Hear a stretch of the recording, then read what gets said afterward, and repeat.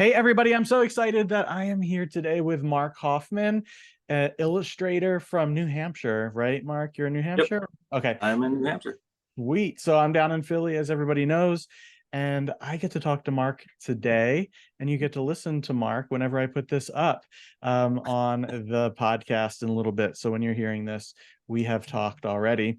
And I've just been really excited to chat with Mark because I love the work that you do, Mark. And I also love your personality and what you put out there into the world on the internet and wherever else you hide. I'm sure you have the same personality. So I would love it if you can just introduce yourself to the people that happen to be listening and going on this adventure with us, Yeah, and then we can talk more.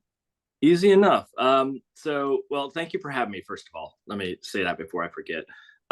So my name's Mark Hoffmann. This is always a challenge to figure out sort of how to describe myself. I'm an illustrator. I'm a professor. I am a painter, a fine artist, and basically a 4-year-old in a adult body. And so I Nice. like to be silly and goofy. But I've been illustrating for, well, I have to think what year it is now. So it's I think we've 2023, made it right? to 2023. Yeah, I think Yeah, we're yeah. almost to So 2024. basically about 23, 24 years, somewhere in there.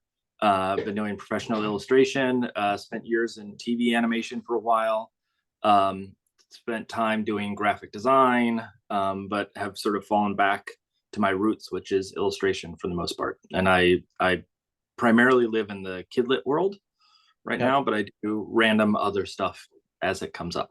Nice. Have you always lived in the kidlit world, or have you kind of No, traveled across the continuum of illustration yeah. for books? When I was in school, I think I went for a different sort of mindset of like my high school upbringing was very commercial art driven, which I'm really thankful for the teacher that I had. But when I got to college, I basically every semester changed what I wanted to do, and it really depended on the class. Mhm. So at the beginning it was comics and it was sci-fi stuff, and then sophomore year it was editorial, and then junior year it was children's literature, and then it was graphic design and whatnot. And when I got out after doing the animation stuff, I did editorial for a while, primarily magazines in that Cool. ballpark, a few Yeah. newspapers, but and then I have to do the math here. In 2015, I got an offer for a kids book out of nowhere. Like I'm not sure exactly how they. I mean, it was through an agent, but I don't know why they Right. chose me. But it was around the time that I had my son. He was 2 years old at the time, so we were starting to transition out of board books into picture books, Yep. Yep. and it sort of all made sense. And did a career consult at the time to figure out if I really wanted to make that leap into like you know put my headlights in focus on a kidlit world, and got a very good response right off the bat, and have been basically full steam ahead. I'm right now. It's the first time I've really had a break where I don't have some major contract Okay. uh, down on me. So I'm sort of coming Okay. up for it after a Yeah. while. What is that like for you to find that you have this break where you don't have a contract breathing down your neck right now at the moment? I mean, truthfully, it's strange. I mean, I for years I was saying, "Oh man, I need a break. I need a break. I have no time to do anything other than someone else's work." Right. And now that I have the time, life and other things get in the way. Obviously, Yeah. like it's hard to put down, um, or it's hard to set aside time right now that is devoted to art making if there is no deadline. And so it's hard to be like, yeah, I'm going to go down to my studio tonight and just work and work and work until 2 or 3 in the morning, like I normally do during a deadline. Right. Uh, but it's nice because I can play more and I don't Yeah. have to sort of overthink or stress myself out. But there is that sort of like, the voice in the back of my head that constantly says, so where's the next contract? Where's the next contract? And I have stuff like there's gallery shows and things that I have to do. I have to work on a piece today. Um, but it's one of those things where it just, after doing it for, what is it, 8 years now, something like that, nonstop, it is a sort of culture shock Right. in a way to step back and say, okay, I don't have to be full speed ahead at all Right. times. Right. I think that that's just a really important thing for people to learn, regardless of the the industry that you work in or the area of the world you occupy professionally. But especially for artists, I think it's really important for us to be able to take a take a breath, right? I mean, we're so constantly, especially in the commercial art world, and even in the fine art world, if you're trying to, you know, get your work recognized in particular lanes, right? We're constantly pushing and like trying to be productive and make the next deadline, when creativity and artistry actually come out of times of respite, right? And Yeah. Yeah. slower paces, where we can Well, actually be more playful. I would even say in my case, because I grew up studying illustration. I didn't grow up writing. I wanted to, but I didn't really have the time, or I didn't take enough classes to really know what I'm doing. And so a lot of the work that I've been doing has been solely illustration focused. And now it's having to shift gears and get into a different sort of mind space to Right. write and to feel comfortable back in that. So there is it's not just an instant switch like, hey, I can turn this on and now it's time to write. I have to think about sort of where I need to go with it. And um, some of that is sort of like picking up a new career, on the, or at the drop of a hat, all of a sudden Right. having to shift gears and say, okay, art isn't the important thing. Let's write. That's right And, now. Yeah. it's already hard to get down in the studio just because of life in general. And then you throw on top of that, okay, it's not just a practice that I know. I have to jump into something where I don't feel comfortable, is Right. even sort of harder in a way, but it is something that is important in order to get the job. And it is something that I need to do, and stuff that every time I'm drawing a book, or I'm illustrating of some sort, there is always in the back of my head, it would be a good idea. I should try this. I should try this. I never get the chance to do them. And Right. now I got to, put the pedal to the metal and actually sort of prove that those are good ideas, or they're potentially not. Who knows? Right. Right. But now's that opportunity. Now is the opportunity to be able to do that. Right. Yeah. All Yeah. those things. I Well, mean, let's let's hope. Right. Yeah. I yeah. mean, well, like you were saying, it's like jumping into a new swimming pool, right? Like you're so used to doing things in a certain way for so long, right? And you have these ideas that you want to maybe experiment with, but you don't have the opportunity to. And then when you have the moment to jump into that pool or to wade into that new water, it can be scary, right? Or it can Yeah. be a A bit, little cold.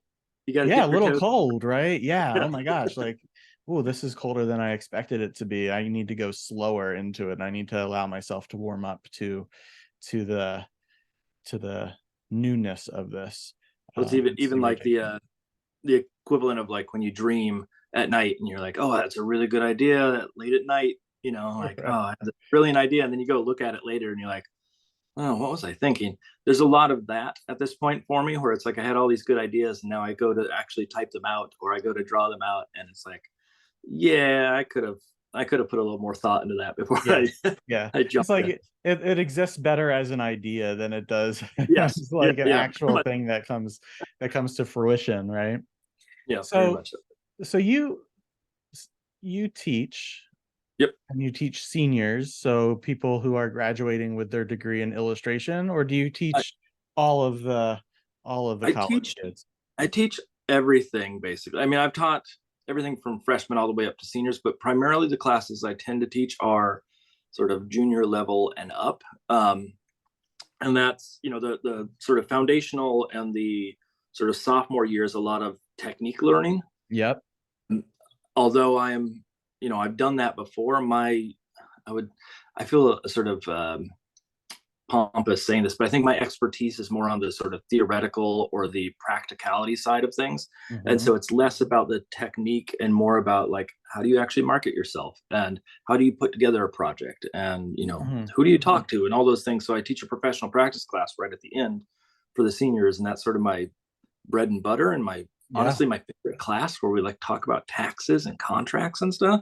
It Yeah. doesn't sound pretty on on It does paper, not but sound pretty on paper, but I remember when I was in art school, which wasn't to incredibly long ago. I mean, I guess, well, it was actually longer than I want to admit, but like we didn't talk about this kind of stuff at all. Yep. Very, or if we did, it was kind of like folded in or kind of like interspersed in like other conversations, right? So it Yeah. definitely wasn't the focus. And then when we all kind of launched into the world, right, and and like the like safety nets of life light, which is what I always tell my college kids, like, you guys are in life right now, but it's kind of life light because we're here to help you a little Yeah. bit, and figure out what to do and let yourself explore and experiment. But it's going to be different when you get out into the world, right? And you need to start actually, knowing how to use those soft skills and those other things to make yourself marketable. And then when you do get money, hopefully you all will get money, Yeah. Yeah. for the great work that you put in there. How do you actually like take care of that money and use it and everything like that? We didn't talk about that stuff, so it's so No, exciting to me I to hear I that that's chalk it happening more. I chalk it up to, I think probably professors and things that I had talked about it, but I didn't have my ears open in a way. Like just at that time when you're in college, you don't really like put that focus into, especially in the younger years. And that, Totally, I didn't go totally. through a specific class like that, but I've gotten to a point now where the class is less about um, sort of here's the rigid rules of what you have to do, and more Right. about just answering questions. Like I had a student 2 years ago ask me about credit scores and how do they work. Okay. And so I spent the time. My father was someone who spent years dealing with credit, and like that was his area of expertise in the businesses that he was in. So I got him on the phone, and I Oh, that's said, sweet. okay, like I told my dad, I was like, the class is around the table. Now he's older and retired and things of the sort, but class is around the table, Dad. We're gonna talk credit. Okay, so here's the issue. What do you think? And he labeled it all out for them, and they all got a sense of like what made sense. I had students ask me, how do you get an apartment? Mhm. And like just things that you forget that when you're in that sort of K through 12 and then the higher ed, things that we sort of as adults take for granted, like we learned that at some point, whether it was through parents, whether it be through sort of school or things of the sort. And so the class is really just preparatory for life For more than it is life. like a super specific industry. um, and I think the students appreciate it. I mean, that's where I think it becomes fun, is it really is just talking about sort of, I mean, I would even venture to say that's my whole like thing, the inner or the Instagram stuff that I do, the mentorships that I do. It's all about just like in a weird way, sort of life training and therapy. Yeah. In a sense of like, Yeah. okay, how do we get through this thing called art and life? This thing called art and life, right? And balancing it all out, Yeah. finding that equilibrium. And I'm not gonna go. I could go down so many different like rabbit trails here of, what I think about how we train up our kids and Yep. all that stuff. I'm not gonna go there, but I'm gonna say that what you are providing your students with, those opportunities to ask these questions that for whatever reason they weren't afforded the Yep. answers to up until the point that they are talking with you, is so important. And then also for our young professional artists, our young professional illustrators, their life and their art, which is their work and profession, are so like intertwined a lot of the time, right? Yeah. Because of the artist identity, and then how the work environment, or the what is the word that we use, the field is set Yeah. up, right? For them, they're pretty much going to be freelancers or gig workers, right, in their own brand for the most part. So like all of this stuff comes together, and for you to say, okay, we're going to just like spend time talking about whatever questions you have, is And invaluable, I think. specifically saying there are no dumb questions, because Right. there is going to be someone asking, how do you get an apartment? At first I thought, oh, like you're thinking about, you have to move into the big city, and like, are there rules and regulation? And literally it was no, like, what do you look for What do you in look an for? Right. apartment? And it's like, I understand that not everybody has been in an apartment when they were in college, especially if you've lived in dorms and things for Sure. years. And Sure. it's a new experience. The type of students that we have at schools have been sort of first generation college students, a lot of them. And so, Yep. you know, if I can help them get to that point, that is part of that career side of things. If I can get them past that hurdle, because like you said, when I was in school, there wasn't a huge emphasis on the professional side. It was a lot of sort of make good work, which is Yeah. fabulous. But if you Yeah. don't know how to package it up, and you don't know how to talk to people, and you don't know how to market yourself, or even just simple things, then it doesn't matter how good your artwork is. And I tend to tell my students right off the bat that I'm really in the same boat. I mean, I still have the same worries, the same fears, like we Sure. mentioned at the beginning with the contract stuff. Yeah. I'm still going to go through the same thing. I'm just a few years ahead of them. That's it. Right. I mean, Right. I question things like, if the other day our garbage disposal broke. It's like, okay, what do I do? Like, Right. I've never had to replace one. Or do I replace it? Do I call someone? Right. And like, I'm still learning life as we go along. Right. Um, one Yeah. of the statements I make to my students early on too, and uh, I have this feeling. I don't know about you, but um, I always had a perception that my parents knew exactly what to do in every situation when I Yeah. was little. Like, they just had it locked in. Right. And now all of a sudden I'm at an age where I remember specifically them being this age, and I realized, like, no, I'm winging it on a daily basis. I am Right. winging. And like Right. having a kid, like trying to deal with, when he gets upset, or navigating life, essentially, I'm making it up as I go along. Yes. Yeah. And I tell my students, like, I bet you think your parents have it all figured out. They do not. They do not. I It's all guarantee it. improv, right? It's all Yeah. improvisational. Yeah. It's, you Yeah. never know until you're in that situation. Just like, you don't know how to deal with a client, or you don't know how to deal with your art career, or you don't know how to deal with any of that stuff until it's really in front of you. It's all theoretical until that point. Right. And so, Right. um, And I think he's hopefully, saying there's no dumb questions, right? Come into my classroom or come into Zoom or wherever you hold your classes and ask me questions. There's no dumb questions. That is so important to like give permission for people to like share what they're confused about and ask yeah, for some help, because if they don't, we can carry so much shame with us, um and so much like anxiety about like, oh my gosh, if I put myself out there like this, who is going to like, what are yeah. people going to think about me? I'm going to look stupid. But it's everybody else in this classroom is thinking the same thing, I'm Well, sure. we all as artists, and I think a lot of probably outside of art too, have the imposter syndrome Mm-hmm. of someone's figure out we don't know what we're doing. Mm-hmm. And I think once you admit that, I mean, it's the, like, the smartest man doesn't know everything. He admits that, or he asks, or what is it? I'm trying to remember the phrasing. It's like, he knows that he has more to learn. Yeah. And that same sentiment here, that it's okay to not know everything and to ask questions. And I, with the mentorship stuff and especially Instagram Live, my hope is that people are able to sort of tune in and learn those things, or at least pick up on a few little hurdles, or get a few questions answered that Right. make them sort of floating around in their head long term. Right. And I don't claim to be an expert. I don't Right. claim to be a therapist. I don't claim to be anything beyond just sort of, well, here's what happened in my life, and here's how it might help you. That's Right. it. Right.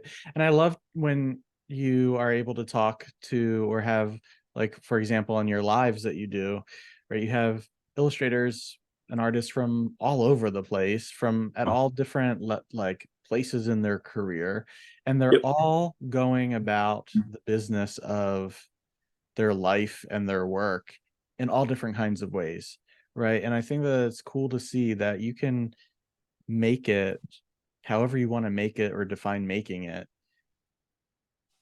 in many different on many different paths, on many different roads, and there's not one street they have to take. I mean, I one of the things that I sort of spout to my students, like even the other day, I was talking with students about sort of the references and their heroes and who they're looking at, and they all listed off names. Most of them I didn't know because just they're a generation or a couple generations I behind know. me, and so I'm trying to keep up. And I eventually at the end I said, have you guys contacted them? And some of them had, which is fabulous, like it's a Yes. friend of theirs that they follow or things of the sort. And some of them were dead artists, you can't contact them, but the other ones, like, reach out. I mean, I think there's a mystique to the idea of this, like the artist, of that they're, especially the uh sort of like famous artist kind of thing, that people tend to hesitate and say, well, they're never going to talk to me. Right. And I mean, I even have that with the Gavin Doodle series I do, where we reach out to people and I'm always amazed who says yes to join me. I'm like, I didn't Right. like, and now I have contacts and friends, and we've traded artwork, and Totally. people are recommending each other, like the equivalent of Sean Harris, who is like a huge name in the industry, New York Times bestseller, Yeah. works with best friends with Mac Barnett, all these kind of things. Yeah. Said yes. We had a great time, and then he recommended me for it's a sort of what do I want to call it? Sort of a book project. It's not a paid project of any sort, but a really good cause. And like, I never would have known him before that, and he never would have recommended me for this project. And I feel really good having, like, jumping on this project to help out with something. And so part of that is just reach out, and Yes. like, what's the worst going to happen? They're We'll not say going to write no, back. or they won't respond. Right. As it's Right. not going to make or break your day, but if they write back, that's how you start to create connections. And so, like, Yeah. now I'm talking to some of what were my heroes back in the day, and now I Mhm. realize they're just people. Yeah. Like, they have the same questions, they have the same concerns, Yeah. They're they just a have little cats bit that are further knocking down on the their road from you. door. Yeah, Yeah. yeah, seriously, yeah, they're a few steps ahead of me, and that's it. Right. And this is how it's done, everybody who's listening, right? Like, you cannot go it alone in life or in work, right? This is just living in a silo, locking yourself up in your studio, at least in today's world, does not Yeah, work anymore, right? We need to have conversations and we need one another to, like, grease the wheels for each other and get us going. not only that, but I think even the side of diversifying your, like, I always say, diversify your income stream. Yeah. um, that, if it's a gig economy and it's freelance and things of the sort, stuff is going to be slow at times, and you need to Yeah. have something else to pick up that slack. And so that idea of reaching out and making those sort of connections in the network of people in areas specifically you don't even know, or Mhm. that you don't see a sort of advantageous element for you in the future, Right. you never know where You stuff's never going to come. know. Yeah, you just Exactly. don't. And it may be a friend of a friend who has a job, and all of a sudden that comes out. They need you for something, and you never knew that they had this friend that worked at whatever company it may be. My nephew actually started today a job at HarperCollins as an intern, a paid Okay. intern, which was fabulous in the first place, um, Yes. in the kidlit area. And so, like, I'm like, okay, you're gonna go talk to your boss, and you're gonna know my name. Right. And This is what you're jokingly, of gonna course. say. Yeah, jokingly, of course. But it's like, Right. who knows? Like, maybe my nephew at some point is the one that gives me a job. And Yeah. so I got to be nice to him. I can't Gotta tease be him the anymore. Yeah, don't Yeah. piss that kid off, you know? Yeah. Yeah. So what do you find to be the, like, most rewarding? Because I hear how excited you are about, working with students in these areas and being able to have real conversations with them. But what would you say is the most rewarding part about mentoring this next round of creators and makers? Yeah. I mean, there is a reward in the sort of immediate reward, in the sense of, like, when you see them catch on to something in class, or you see them take some advice. Right.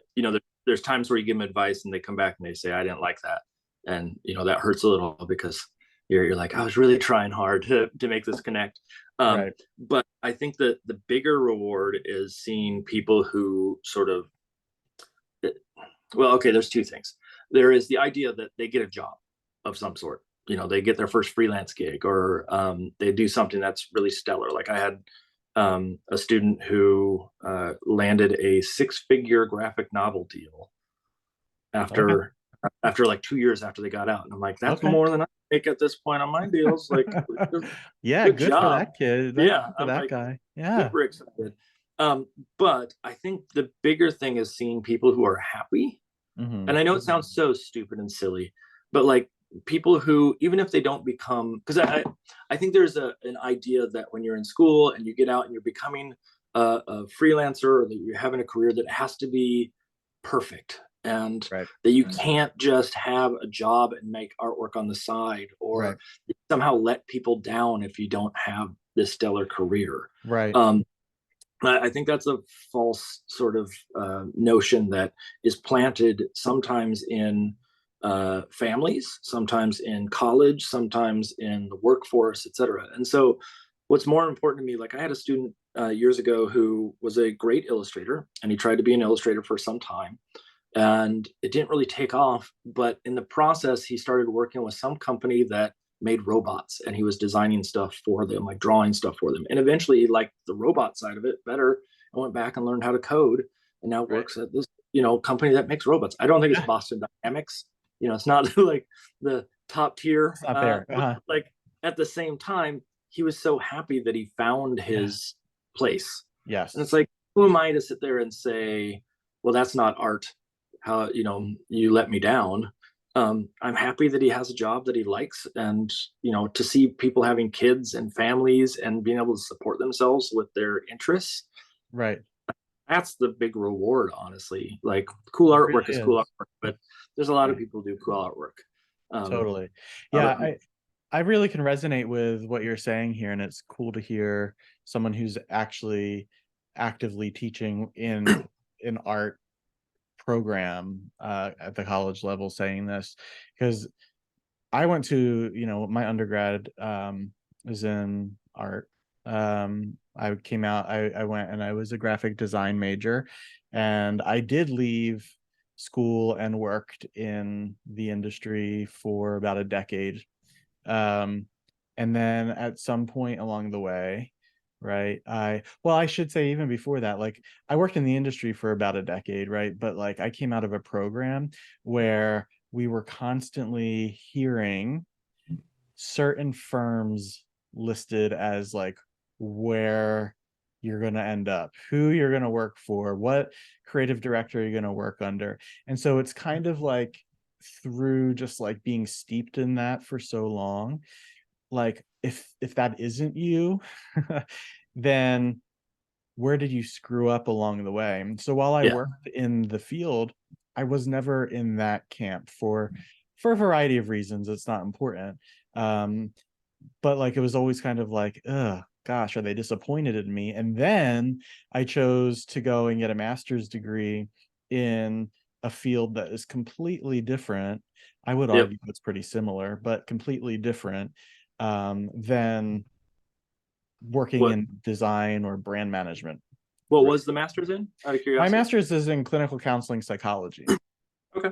So so basically what I found out was like I really enjoyed sitting in the pitch meetings, or like Yeah. the room with the client, and like hearing their stories and hearing their motivations for why they want this thing to do certain things or what I'm doing, versus Yeah. like making the marketing program around their product or something, right? Like that was not of interest to me anymore. And so I went back and I did that. But then when because I maintained connection to my school, my alma mater and stuff, and professors there and all that. Yep. Um, when they found out what I was doing, they were like, that is awesome. Right. Yeah. Because now what I do is I work with artists both in the clinical space and in the coaching space. And I get to use all of that experience now. And I also maintain a painting practice. So it's like Yeah. this like it's amazing it's all hybrid thing. it's all interconnected. I mean, one of the things that I stress to students, and I actually ask some faculty, or when we hire people specifically, one of the things that I ask is sort of, what do they do besides art? because Yeah. everybody has a passion, and that comes into play in a situation. I would even add in, like, when you talked about the graphic design studio and like feeling a sense of like, did I fail somebody? I think there's also this perception that unless you make it big, or unless you have the perfect job that everybody was expecting, there's some sense of failure when you get out of school. But in reality, you know, I remember when I was looking at graphic design jobs at one point, there was, hospitals that needed a designer. It's not like, hey, you're going to go and make the big like branding campaign for Nike or anything of the Right. sort like that. But it may be just you there doing their newsletter. But at the same time, you have a lot more control. And Right. like there are things to be gained from whatever situation you're in. And I don't think most schools really look down on anything like that. But I think it's a perception that is built up over time that, you have a teacher that's saying like, this is how you make it big. Right. And then it's that we have students who are afraid to let us know what they're doing after they've graduated, because they feel that they're somehow letting us down. And like, no, I don't care if you're like working at McDonald's, as long as you're happy, as long as you have Right. some sense of being at that point, then again, I'm not one to judge. I go through all sorts of struggles on a regular basis. I've had jobs that were not the most glamorous things in the world. And so, I'm not going to put anybody down for it. And I think, thinking about the idea of the master's program that you went through, there is a lot of like we talked about, it's life training, and it's learning Yeah. how to navigate, like even if you're in a client meeting, uh being able to read social cues Yeah. is so huge, and being Right. able to understand that, like, uh like the psychology of when you put your sketches together to send off to a client, like how you organize them, Right. very important. Like I Yeah. I always do one sketch a little better than the rest, Right. and I put one up front. And I, Right. in the email, I write a thing saying like, I really love, I hope you really like these sketches. I'm really partial to this one. This one. And like, Right. hopefully they, most of the time they choose that one, but every once in a while they go with something else. But it's like, I'm going to try all the psychology tricks I can to sort of like get people on my side, and to Yeah. realize that I'm going to be more invested if they choose this sketch, not just because I think it's easier or whatever reason, but like I'm excited about this one. Give me the opportunity. Right. And that's Right. that's more than what you get in, like, you get the professional practice, you get the training, but like no one, I mean, I guess you could take a class on psychology and things of the sort, or like that Sure. sort of Sure. lesson, but that side of it, that how to manage people, is so huge. Well, that's the difference between maybe between like the illustrator or designer who does like rock star stellar work, right? Mhm. But they suck at interfacing with another Yep. human being versus the artist whose work is strong, but maybe it's not as standout as that other person, but they are able to establish a relationship with another person and communicate and like, hear and understand what the client has to say. And they are the ones that get more work than the person who has this ex- exponentially awesome portfolio but Yeah. can't communicate, Someone right? someone who can listen is more important than someone who can answer, I think, in that sort of Yeah. situation. And I forget who said it, some sort of old hat thing in teaching, where it's, especially in illustration, you need three things in order to make it in the business, or two out of three things. One has to be, you have to meet deadlines, so you have to be timely and all that kind of stuff. You have to be Right. stellar at art, Right. or you have to be a pleasure to work with. And as long as you have two of those things, you will make it. Now, obviously, you want all three, Yeah. but That would you be need, awesome, right? yeah. But one is not enough. Just because you're really, make stellar artwork, if you can't get it in on time and you're a pain to work with, Right. well, What's the people probably point? not going to come back to you. Yeah. So, um, and I know I probably paraphrased it completely wrong from what the original is, but it's that same sentiment of like, I'd much rather work with someone in any capacity that is fun to work with, and then someone who is amazing at their job and Right. is dry as a bone, and like a pain in the rear end. Let's Right. put it that way. 100% true. I totally agree with that. So before we end, can you give us just like maybe some a memorable moment or so of a student experience that you've had, right, that has really had a significant impact on your approach to your art or your teaching? Um, so I won't necessarily. It's funny because I think the memorable impact that I have with students is not necessarily the day-to-day sort of like, here's how you draw something, or Yeah. here's how you do that. Like that stuff come and goes, and there's hundreds of students, hundreds and hundreds of students that I've had come through my Yeah. classroom. What I remember are the like social interactions and the times where like I'm someone who I have treated myself in the classroom as sort of more of a peer than a lecturer. You know, that's I think that's important. But also, I was a little brother, and so I didn't have any younger siblings. Yeah. And so, as I am in a classroom with younger students, I tend to play the role of like the older brother in that Okay. situation. So there's a lot of like teasing and making jokes and Uh-huh. being goofy and whatnot. And so a lot of the memories that I have are with students who um, we had a like friend relationship, a peer relationship with. And so like there's one in particular, there's a student, so this is a weird story, but there was a student who um, got his hands on a gorilla costume. Don't ask me why. This is art school. This is art school. Yeah. Yeah. We're all with you, I think. Yeah. And so we have this crit, and he comes into class in the gorilla costume. Now I was able to figure out who it was by, figuring out who wasn't there. And Right. that's the person in the gorilla costume. Um, and the entire crit, he pretended to be a gorilla, and uh, he was like, pointing at things and making noises and whatnot. And at the end of it, it was, I think towards the end, we took a break, and he came back in, and he was just sweating profusely. And it was because he was in this hot costume and sort of a really, the room didn't have great ventilation. Yeah, And he right. walked in, and I just go, was that worth it? And he looked at me, he goes, yeah.